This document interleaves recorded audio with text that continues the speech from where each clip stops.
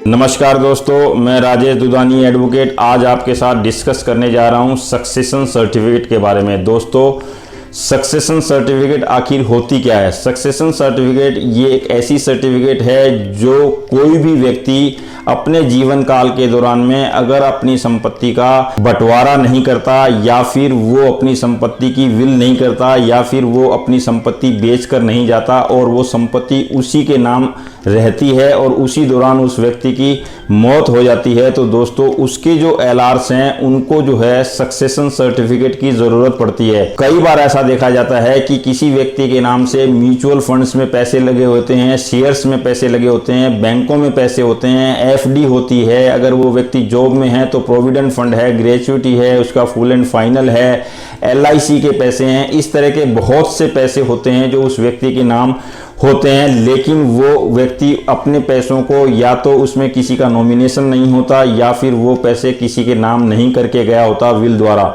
ऐसी कंडीशन में दोस्तों उसके जो एलआरस हैं उनके पास में एक ही उपचार या रेमेडी बचती है, वो ये है कि उसको कोर्ट में जाके अपने नाम से जो है सक्सेशन सर्टिफिकेट लेनी पड़ती है। और सक्सेशन सर्टिफिकेट लेने के लिए उस व्यक्ति को या तो फिर जो मृत व्यक्ति है वो जो वहाँ जहाँ रहता था उस एरिया के डिस्ट्रिक्ट जज के सामने एप्लीकेशन लगानी पड़ती है या फिर जिस एरिया में उस व्यक्ति की प्रॉपर्टी है वहां पर वो व्यक्ति सक्सेशन सर्टिफिकेट के लिए कोर्ट में एप्लीकेशन दाखिल कर सकता है। दोस्तों, सक्सेशन सर्टिफिकेट के लिए जो एप्लीकेशन दाखिल की जाती है उसके तहत डिस्ट्रिक्ट जज के पास में एप्लीकेशन दाखिल होती है उस एरिया के डिस्ट्रिक्ट कोर्ट में। दूसरा दोस्तों, जो मृत व्यक्ति है उसकी जो है डेथ सर्टिफिकेट बहुत जरूरत होती है। उस डेथ सर्टिफिकेट के अलावा जो है उस व्यक्ति की जितनी भी प्रॉपर्टीज है, मूवेबल प्रॉपर्टी, उसकी पूरी डिटेल उसमें देनी पड़ती है। उसके अलावा जो एलआरस हैं उनके नाम देने पड़ते हैं और इन सारी डिटेल्स के बाद में आपको एप्लीकेशन डिस्ट्रिक्ट जज साहब के सामने पेश करनी होती है।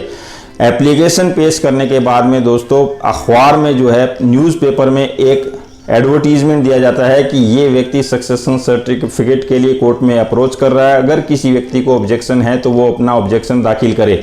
45 डेज का जो है टाइम निर्धारित किया गया है। 45 डेज तक अगर कोई ऑब्जेक्शन नहीं आता पब्लिकेशन के बाद में तो डिस्ट्रिक्ट जज साहब को इस बात का पावर होता है कि वो जिस व्यक्ति ने सक्सेशन सर्टिफिकेट के लिए अप्लाई किया है उस व्यक्ति के नाम से सक्सेशन सर्टिफिकेट जारी कर दे। दोस्तों, इसमें मैं एक बात और बताना चाहूँगा कि अगर आपकी इमूवेबल प्रॉपर्टी है यानी अचल संपत्ति है तो उसके लिए आपको लेटर ऑफ एडमिनिस्ट्रेशन भी लेना पड़ेगा, क्योंकि लेटर ऑफ एडमिनिस्ट्रेशन के द्वारा ही जो है इमूवेबल प्रॉपर्टी का राइट जो है सक्सेशन सर्टिफिकेट के थ्रू हासिल किया जा सकता है। तो दोस्तों, जब कोई व्यक्ति अपनी संपत्ति का निस्तारण किए बिना अगर एक्सपायर हो जाता है तो उस कंडीशन में सक्सेशन सर्टिफिकेट की ज़रूरत पड़ती है और ये इंडियन सक्सेशन एक्ट के तहत 1925 के तहत में जो है डील होता है और इसी के तहत ये एप्लीकेशन जो है कोर्ट में लगती है। और लगाने वाला जो व्यक्ति है उसको अपनी पूरी डिटेल देनी पड़ती है कि उसका मृत व्यक्ति से क्या संबंध है तथा जिसमें उसने जो जो पार्टियां बनाई है उन पार्टियों के पास में कोर्ट द्वारा नोटिस भेजा जाता है, उनसे नो ऑब्जेक्शन आती है और उसके बाद में जो है उस व्यक्ति को सक्सेशन सर्टिफिकेट जारी की जाती है। ये बहुत ही इम्पोर्टेंट टॉपिक है दोस्तों। कई लोगों को इस बात का पता नहीं होता कि घर के किसी सदस्य की मौत हो जाए तो उसके पैसे कैसे रिलीज करवाए जा सकते हैं। तो दोस्तों, मेरी एक छोटी सी जानकारी थी जो मैंने प्रयास किया है आप तक पहुंचाने का। अगर आपको अच्छा लगा हो तो मेरा ये वीडियो लाइक, शेयर और सब्सक्राइब करना बिल्कुल ना भूलें। अगले वीडियो में फिर किसी नए टॉपिक के साथ मिलेंगे, तब तक के लिए नमस्कार, धन्यवाद।